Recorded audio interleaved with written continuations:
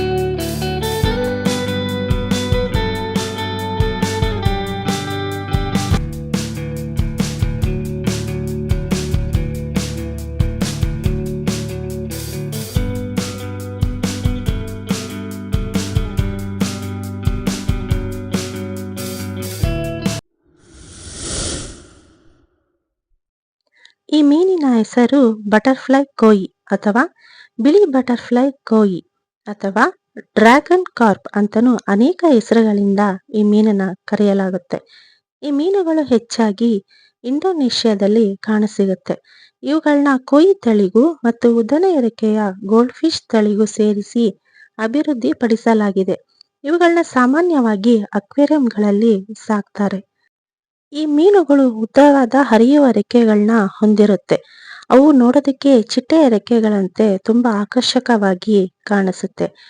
ಇವು ಸಾಮಾನ್ಯ ಕೋಯಿ ಮೀನುಗಳಿಗಿಂತ ತೆಳ್ಳನೆಯ ದೇಹ ಮತ್ತು ಉದ್ದವಾದ ರೆಕ್ಕೆಗಳಿಂದ ಆಕರ್ಷಕವಾಗಿ ಮತ್ತು ಸುಂದರವಾಗಿ ಕಾಣಿಸುತ್ತೆ.